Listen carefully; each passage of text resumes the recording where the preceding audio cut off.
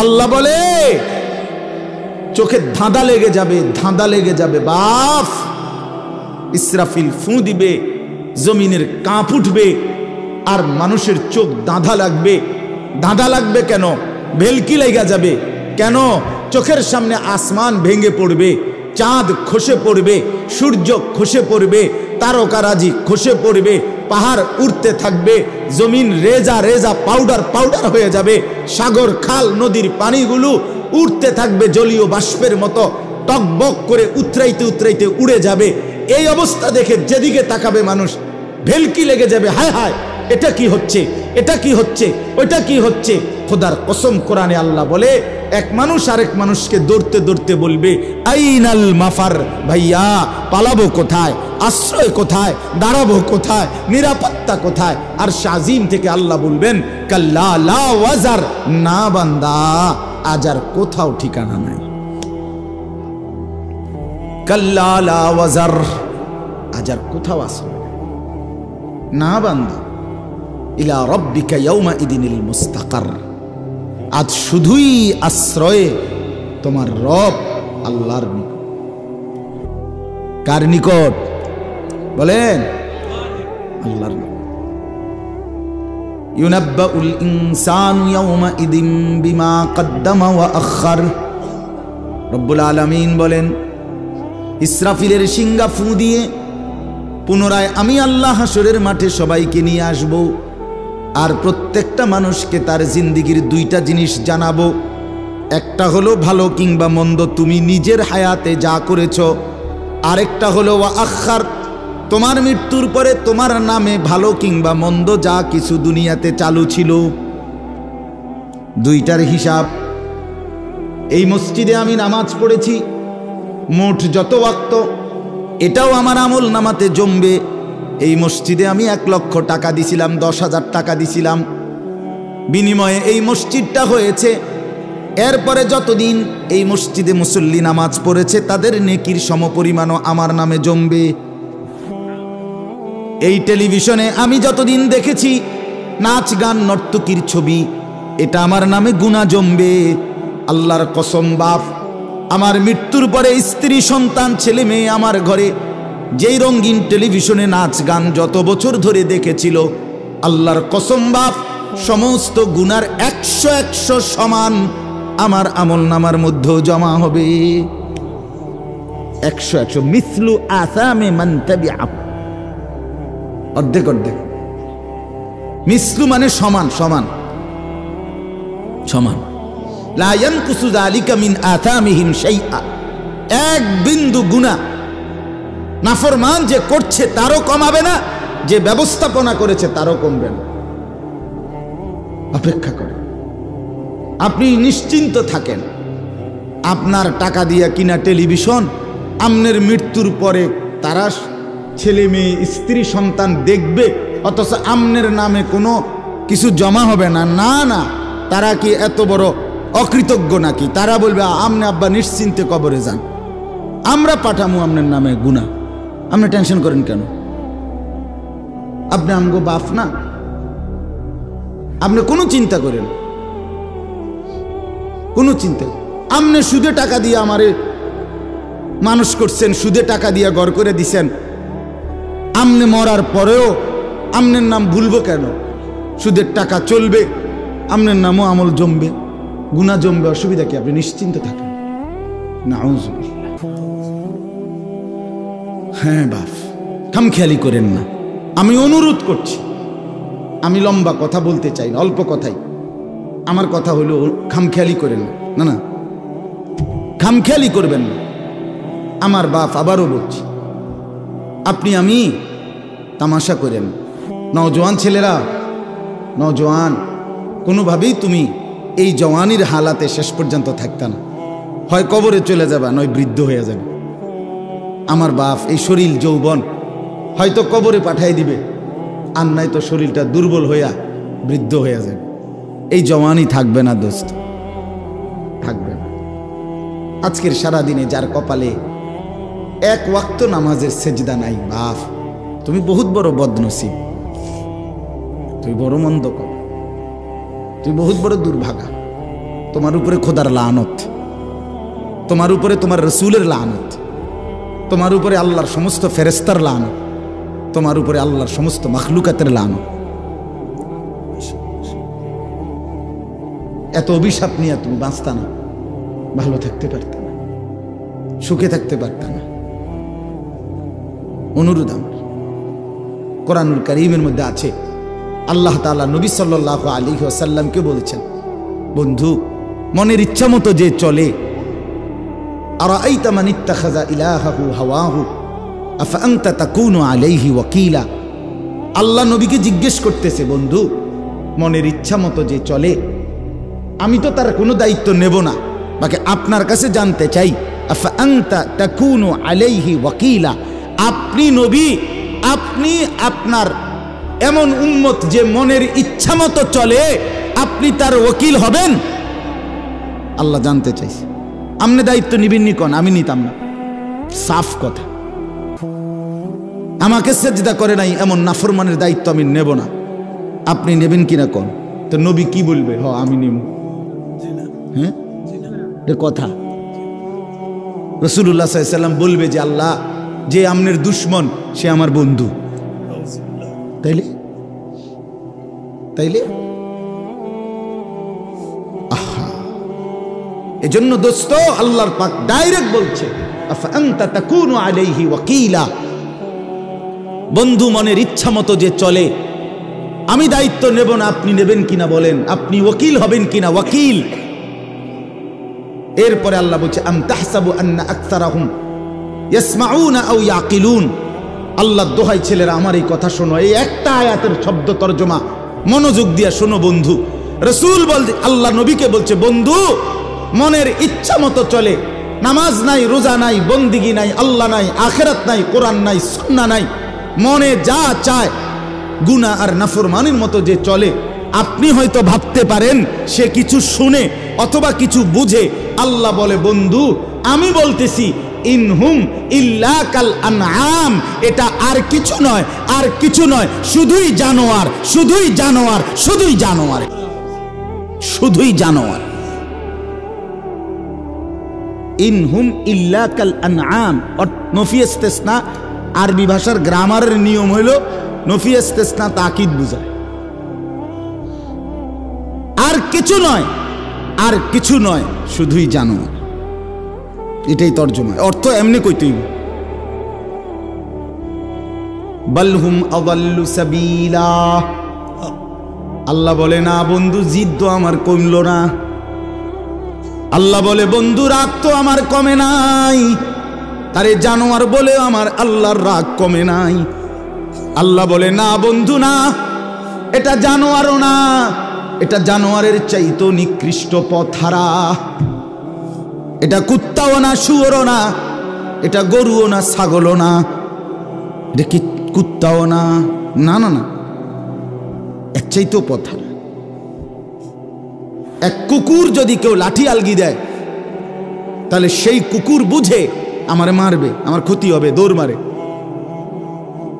আর মানুষ নামের এই জানোয়ার ঘন্টার পর ঘন্টা মোবাইলে উলঙ্গ ছবি দেখে, নর্তকীর নাচ দেখে, এক ওয়াক্ত নামাজ পড়ে না, একটা টাকা হারাম হালাল উপার্জন করে না, স্ত্রী পর্দা করে না, ছেলে নামাজ পড়ে না, মেয়ে পর্দা করে না, সারাদিন দুনিয়ার অবৈধ উপার্জন নিয়ে পড়ে থাকে। তার মানে এই সবগুলো গুনাহ যে তাকে জাহান্নামের ধাউ ধাউ আগুনে জ্বালাবে, এই জানোয়ার এটাও বোঝে না। এ তো কুত্তার তুনু খারাপ, এ তো কুকুরের চাইতেও খারাপ। কুকুর তো লাঠি আলগি দিলে বুঝে যে আমার মারবো, এই জন্য দৌড় মারে। বাল হুম আযাল্লু সাবিলা। আল্লাহ তাআলা বলে, বরং সে তার চাইতেও বেশি নিকৃষ্ট পথ হারা। আল্লাহ আমাদেরকে মাফ করে দেন। আমার ভাই, শক্ত কথা বলছি শুধু এই কারণে, দিল জাগাইতে চাইছি, নইলে আমার কোনো কারোর সাথে কাজ্জা হয়েছে না, এনে বলে আইয়ে একটা মারামারি হয়েছে, আজ যা সুযোগ পাইছি মাইকে সুইরালাম। ব্যাপারটা এমন কিছু মনে করায় দেওয়া। কেন ভুলে যাব আল্লাহকে? কেন ভুলে যাব আল্লাহকে? কেন আখিরাত ভুলে যাব আমরা? আল্লাহকে কেন ভুলে যাওয়া? দুনিয়া আমাদেরকে কি দিল? নর্তকী আমাদেরকে কি দিল? গান, বাদ্য, নাটক, সিনেমা আমাদেরকে কি দিল? হারাম উপার্জন যে মানুষগুলো করছেন, আল্লাহর কসম করে বলেন, তার কি সংসারের প্রয়োজন, চাহিদা শেষ পর্যন্ত পূরণ হয়ে গেছে? তাই লাভ হয়েছে কি? হালাল উপার্জন যে করে তারও সংসারের অসংখ্য চাহিদা অপূর্ণ থেকে যায়। হারাম যে উপার্জন করে তারও থেকে যায়। দুনিয়া তো রাক্ষস, দুনিয়া তৃপ্ত হয় না। আমি প্রত্যেক দিন বলি, দুনিয়া কাউকে তৃপ্ত হতে দেয় না। দুনিয়া একটা রাক্ষসের নাম, যে রাক্ষস এতগুলো দিলেও গিলে ফেলে আবার মুখ খা করে, এর নাম দুনিয়া। দুনিয়া ছোট কম্বলের মতো, যে কম্বল নিচেরটা ঢাইকা দিলে উপরটা খালি হয়ে যায়, উপর অংশ ঢাকলে নিচের অংশ খালি হয়। রাসূলুল্লাহ সাল্লাল্লাহু আলাইহি ওয়াসাল্লাম বলেন, লা ইয়ামলাউ জাওফু ইবনু আদামা ইল্লা তুরাব। কবরের মাটিতে ঢুকা পর্যন্ত খোদার কসম নবী বলেন, বনি আদমের পেট ভরবে না। বনি আদম মানুষ তৃপ্ত হবে সেদিন, স্বস্তি পাবে সেদিন, স্থির হবে সেদিন যেদিন কবরে ঢুকবে। তার আগ পর্যন্ত কি নাই? তৃপ্তি নেই। দুনিয়া তৃপ্ত করে না, দুনিয়া তৃপ্ত করে। হাত্তা ইদা আখাদাতিল আরদু যুখরুফাহা ওয়া যায়্যানাত ওয়া যান্না আহলুহা আন্নাহুম কাদিরুনা আলাইহা আতাহা আমরুনা লাইলান আও নাহারান ফাজআলনাহা হাসীদান কাআল্লাম তাগনা বিল আমস। সূরা ইউনূসের আয়াত। আল্লাহ বলেন, দুনিয়া কেমন জানো? এক কৃষক খেতে ধান ফলাইছিল, সারা খেতে সবুজ গাছ ভরে উঠছে। কৃষক খুব খুশি, এত সুন্দর ধান হইছে, সবুজ গাছ হইছে এবং সবগুলো ধান বের হইছে। কৃষক বসে বসে ধান ক্ষেতের পাশে দাঁড়াইয়া আগামী 2 বছরের 1 বছরের পরিকল্পনা লাভের করতেছে, যে এই ধানগুলো বিক্রি করে আল্লাহর রহমতে আশা করি লাখ 2 টাকা যদি মিল হয়, দোতলার কামড়া ধরমু, ফোলাগা বিদেশ ফাটামু, মেয়েটা বিয়ে দেবো, হ্যাঁ, অথবা 2টা রোম আর বাকি, 2টা রোম শেষ করবো। এইভাবে ভেবে সে তার প্ল্যান প্রোগ্রাম করতেছে। কিসের উপরে? সবুজ ধান গাছগুলোর উপরে তাকাইয়া। আল্লাহ বলেন, আতাহা আমরুনা লাইলান আও নাহারান। হঠাৎ এক রাতে অথবা সকালে এই লোকের অগোচরে আমি আল্লাহর পক্ষ থেকে হয়তো মুষলধারে প্রচণ্ড বৃষ্টি অথবা প্রচণ্ড ঝড়ো বাতাস অথবা যেই কোনো রকমের পোক, কোনো কিছু পোকা এই ক্ষেতের মধ্যে লাগছে। 1 ঘন্টায় 1 ঘন্টায় 1 রাতে সকালবেলা এসে সে দেখছে একদম মাটির সাথে মিশে গেছে ফসল। কাআল্লাম তাগনা বিল আমস, মনে হচ্ছিল যেন গতকালকে এখানে কিছুই ছিল না। আল্লাহ বলে, ঠিক দুনিয়ার জীবন বান্দা এমন। 50 বছর পরিকল্পনা করে, কত কষ্ট, রক্ত পানি করে, রাত দিন হালাল হারাম বাজ বিচার করে নাই। কিসের আল্লাহ, কিসের নামাজ, কিসের রোজা, কিসের হালাল হারামের পার্থক্য? দুনিয়া শুধু 2 হাতে ছিঁড়া কামড়াইয়া দুনিয়া জোগাড় করছে। জোগাড় করার পরে এখন যখন সিদ্ধান্ত নিছে ভোগ করবে দুনিয়া, মালাকুল মউত আজরাইল আইসা বলছে, চাচা চলেন, যাওয়ার সময় হয়ে গেছে, যাওয়ার সময় হয়ে গেছে। হ্যাঁ, আমরা কিতাবে পড়ছি, দিল্লির একজন সম্রাট ছিল শের শাহ। শের শাহ তিনি দিল্লির বাদশাহ হয়েছিলেন। দীর্ঘ 60 বছর যুদ্ধ করে লাগাতার শেষ পর্যন্ত উনি দিল্লির ক্ষমতা দখল করছিলেন, দিল্লির বাদশাহ হয়েছিলেন। তখন ওনার বয়স হয়ে গেছে 70 ঊর্ধ্বে যখন উনি দিল্লির মসনদে বসছেন। ইতিহাসের বক্তব্যে আছে, দিল্লির সম্রাট শের শাহ একদিন বলছিলেন এই অবস্থায় যে, হায়, আমার রাজত্বের সূর্য যখন উঠল, আমার হায়াতের সূর্য যখন ডুবতে শুরু করল। আমার রাজত্বের সূর্য তো উঠছে, আজ তো আমার ক্ষমতার অনেক কিছু হয়েছে, কিন্তু আমার হায়াতের সূর্য তো ডুবতে শুরু করছে। আমার তো আর এখন উপভোগ করার টাইম নেই। আমার বাপ হতে পারে কবরে পৌঁছায় দিবে, অথবা অসুস্থ, রোগ, বৃদ্ধ, দুর্বলতা অক্ষম করে দিবে। আমরা 5 ভাই 3 বোন 8 জন। আমার আব্বা 43 বছর এক মসজিদে ইমামতি করছে, একটা প্রাইমারি স্কুলের মাস্টারি করছে, 8 জন ভাই বোনকে অনেক কষ্ট কইরা অভাবের সংসারে আব্বা পড়ালেখা করাইয়া দিন শিখাইছে। অনেক কষ্ট হয়েছে বাপের, সেই স্মৃতি আমার পুরা মনে আছে। বাপ অভাবের সংসারে বাবার টানা হেসরাটা কেমন ছিল।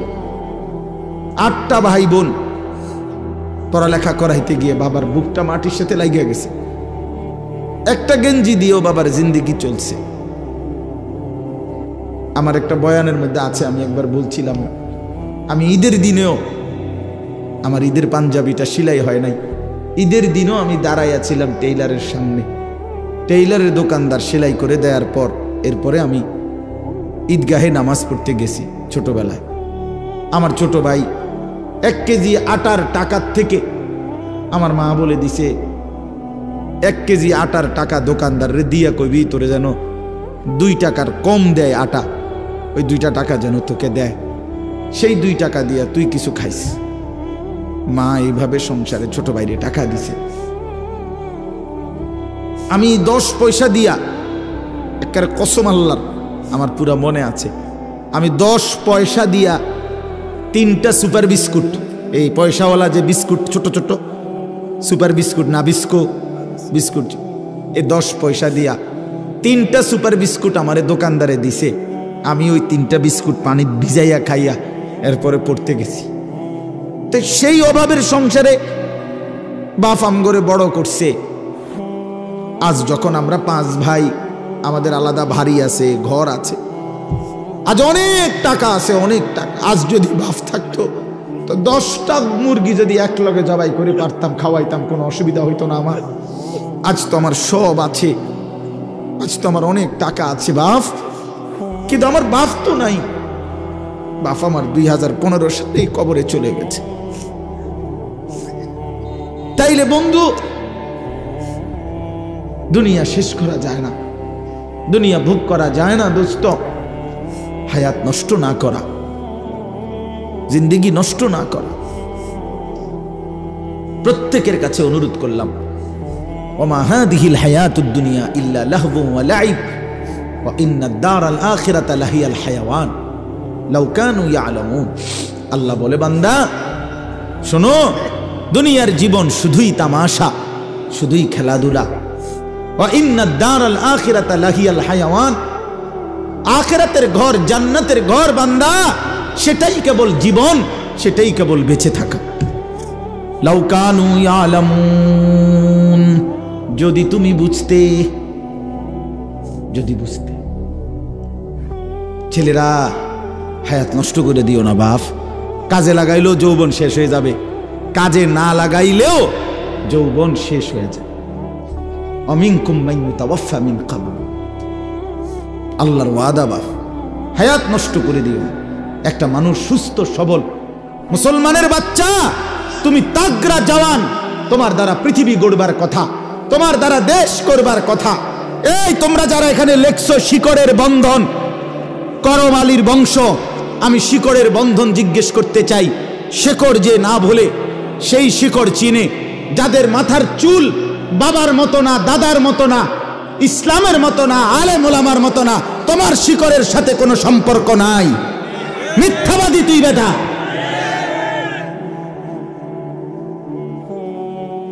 তোর বাবা কোনোদিন এই চুল রাখে নাই।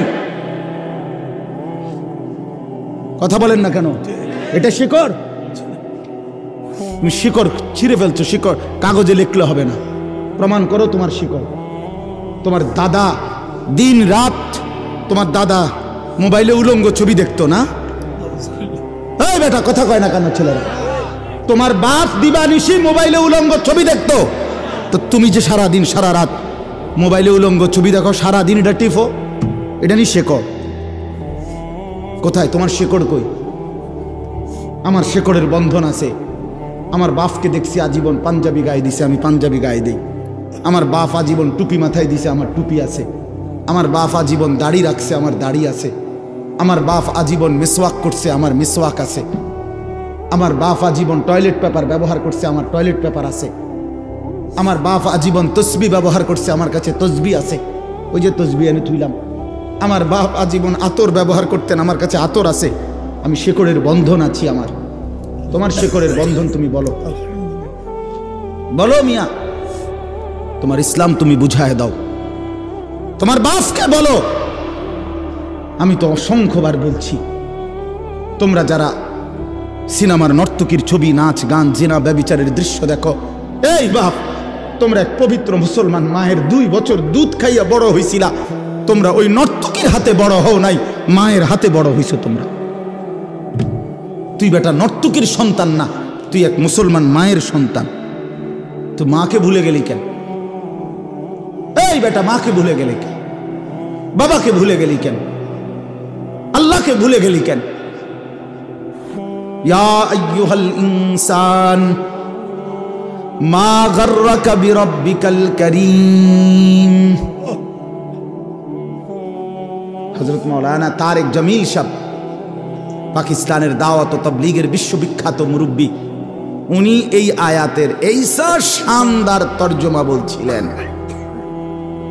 উনি উদাহরণ দিছিলেন যে এক মা, এই যে এই ভাই, তো এক মা যদি তার সন্তানকে এইভাবে বুকের কাছে জড়ায় ধরা, মা যদি চোখের পানি ফেলে বলে, বাপ আজকে 6টা মাস মারে সারা কেমনে থাকলি রে বাপ। এক মা যদি বলে, কল্পনা করেন তো, আজকে 6টা মাস বাপ একটা ফোন করলি না, মার একটা খবর নিলি না, এ কথা বলে যদি কোনো মা কাঁদা দেয়, আচ্ছা পাথরের মতো দিল সন্তানের কলিজা কি আর বাদ মানবে? হ্যাঁ, হযরত মাওলানা তারেক জামিল সাহেব বলে, আল্লাহ যেন এরকম বুকে কাছেটাই না, মাথায় হাত বুলায়া আল্লাহ যেন বলে, আনিস আজ 1টা বছর কোনোদিন আমার ফজরের নামাজে সেজদা দিয়ে না থাকতে পারলি কেমনে রে বাপ? কি জবাব?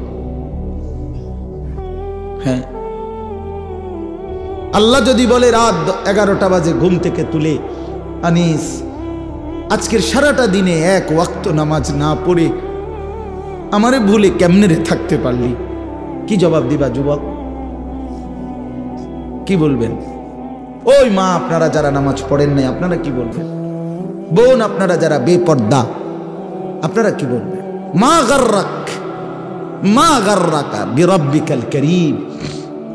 আল্লাহ বলে, হে মানুষ, আমার মতো দয়ালু মেহেরবান মনিব থেকে কে তোমারে আলাদা করে দিল? আমার চাইতে ভালো কোথায় পাইলা? এত বড় আসমান দিয়ে যে মনিব আমি তোমাদেরকে লালন করছি, আমার চাইতে দয়ালু মনিব কই পাইলা? এত বড় জমিন, ওয়াস-সামাআ বানাইনাহা বিআইদিন ওয়া ইন্না লামুসিউন। আল্লাহ বলেন, বিস্তীর্ণ এই আসমান তো আমি আল্লাহ আমার নিজ কুদরতি হাতে বানিয়েছি। ওয়াল আরদা ফারাশনাহা ফানি'মাল মাহিদুন। আল্লাহ বলে, পায়ের নিচের এই জমিন তো বান্দা আমি আল্লাহ নিজে বিছিয়ে দিয়েছি। কে বিছাইছে? বলেন সবাই, আসমান কে করেছে? এত বড় আসমান, এত বড় জমিন দিয়ে বান্দা আমি তোমাকে লালন করছি, আমার চাইতে দয়ালু মনিব তুমি কই পাইলা? যুবক বলো, ভাইয়া বলো, বলো। ওই হারামখোর বাবারা বলেন, সুদের লেনদেন যারা করেন আল্লাহকে ছেড়ে দিলেন কেন? 1টা ওয়াক্ত নামাজ যারা পড়েন না, আল্লাহকে ছেড়ে দিলেন কেন? কেন? আল্লাহর চাইতে উত্তম কাকে পেলেন? আল্লাযী খালাকাকা ফাসাওয়াকা ফাআদালাক। আল্লাহ বলে, তোকে বানিয়েছি আমি, তোকে সাজিয়েছি আমি, তোর দেহের অঙ্গ প্রত্যঙ্গ লাগাইছি আমি। তোর মাকে জিজ্ঞাসা কর, মা আমার নাক লাগাইছে যেদিন আপনি জানতেন কিনা, আমার হাত লাগাইছে যেদিন আপনি জানতেন কিনা? মা বলবে, না রে ফুত, আমি কিছুই জানতাম না, আমি শুধু জানতাম আমার গর্ভ, আমার পেটে সন্তান আছে, আমি এতটুকুই জানতাম। আল্লাহ বলে, মা তুই ঘুমা, তোর পেটে রাইখাই আমি আল্লাহ যথোপযুক্ত সময়ে তোর সন্তান গড়ে দিচ্ছি। ওয়ালাকাদ খালাকনাকুম সুম্মা সাওয়ারনাকুম। আল্লাহ বলে, বানাইছিও আমি, সাজাইছিও আমি। বাহ! মা জানে না, বাবা জানে না, কেউ জানে না। কেউ জানে নাক লাগাইছে কোন দিন, কান লাগাইছে কোন দিন? কেউ জানে? জানে শুধু কে? আল্লাহ। সেই আল্লাহকে কেন ভুলে যাওয়া বাপ? কেন? আজকের থেকে সিদ্ধান্ত নেই, আল্লাহকে নারাজ করব না ইনশাআল্লাহ। যুবক ভাই বলো না, নওজোয়ান বলো। এই চুল কাইটা ফেলো, চুল কাইটা ফেলো। বন্ধু মনে রাখো, এই চুল, এই এই সামনে ডানে বামে বড় চুল যাদের, আল্লাহর দোহাই, এই চুল থাকা অবস্থায় তুমি দাজ্জাল থেকে বাঁচতে পারবা না, তোমার ঈমান বাঁচবেন একেবারে আল্লাহর কসম। আমি বন্ধু যদি বলো তোমার বুকে জড়াই এক ধরে কইতে আমি রাজি, তুমি বাঁচতে পারতাম। যদি এই চুল থাকা অবস্থায় দাজ্জাল বের হয় তুমি ঈমান বাঁচাইতে পারতাম। এই চুল থাকা অবস্থায় যদি তোমার ইমাম মাহাদি বের হয় তুমি উনার পক্ষে যাইতে পারতা না।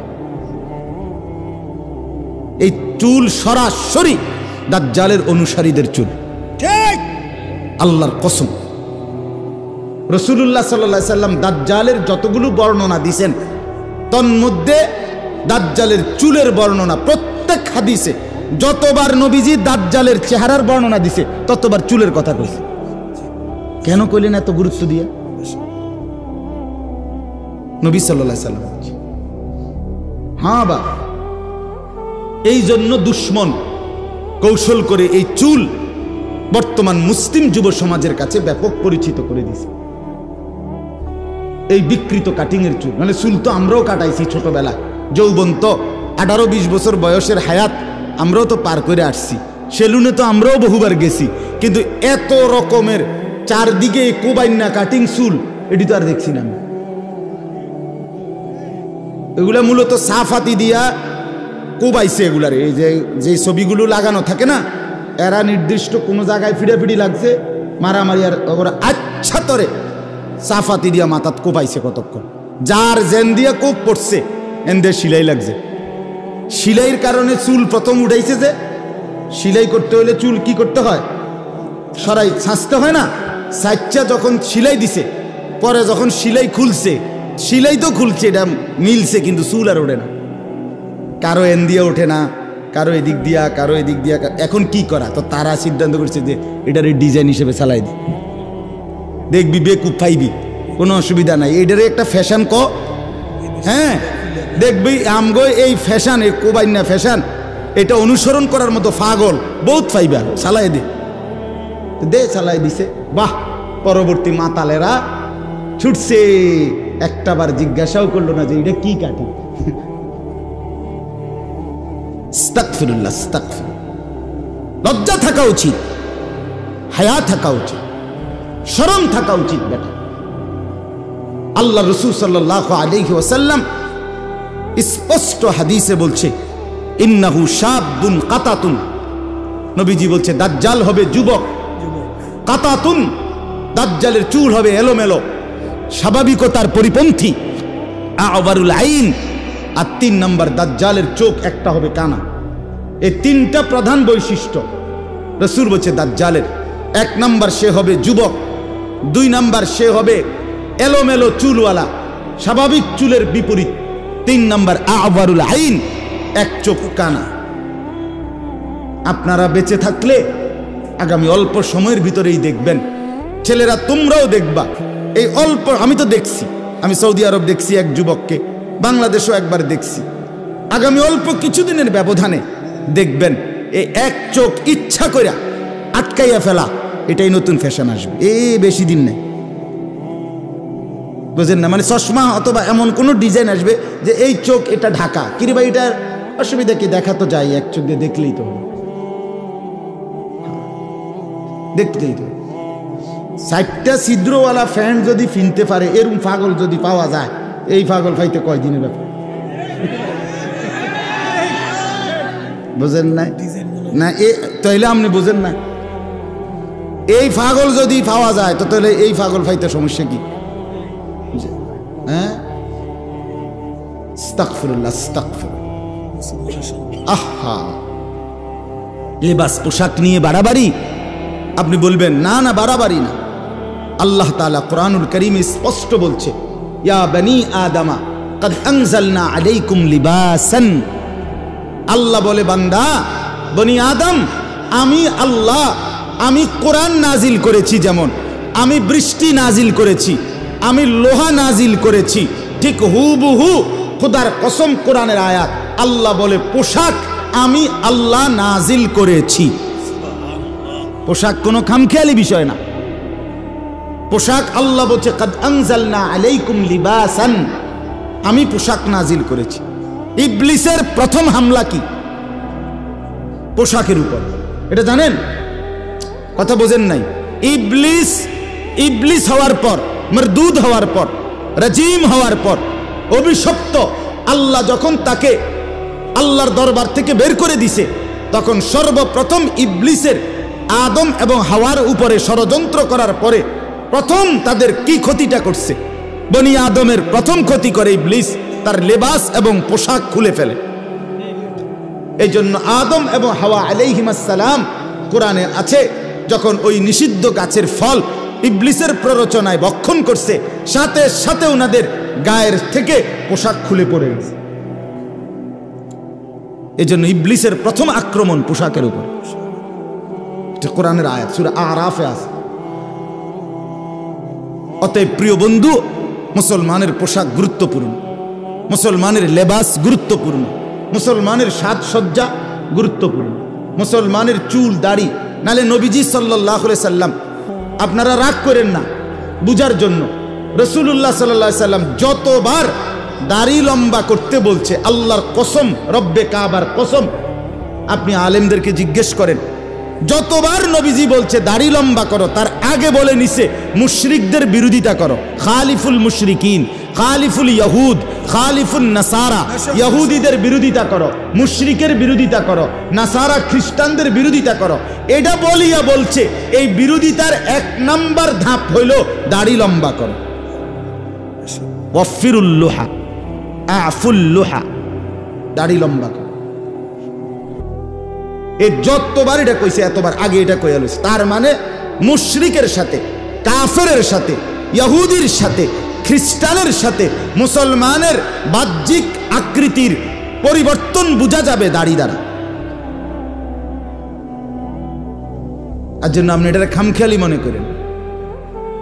হুজুররা আপনারা বাড়াবাড়ি করেন, হুজুররা ইসলাম উদার, আপনারা অনেক সংকীর্ণ করে দিছেন।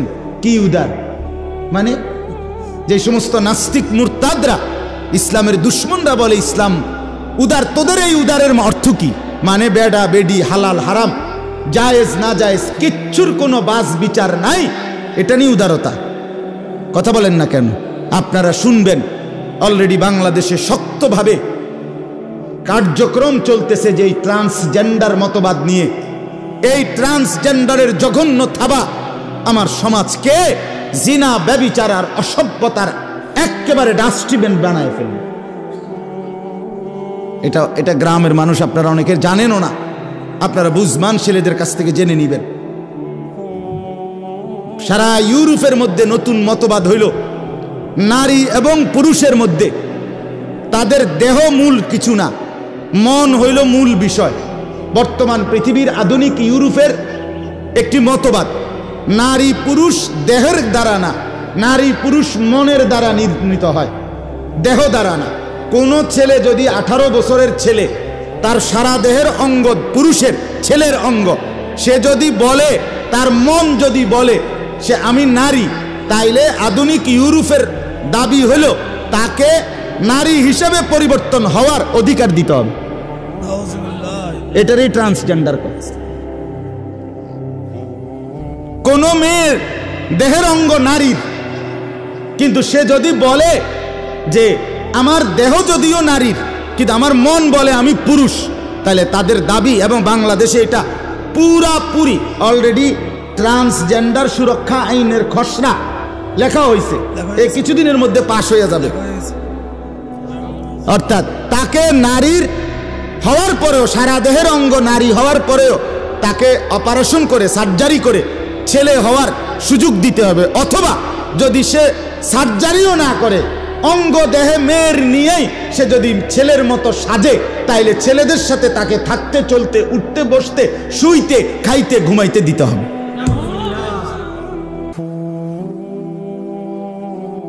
আগামী প্রজন্ম কোথায় দাঁড়াবে? কোথায় গিয়ে দাঁড়াবে বাপ?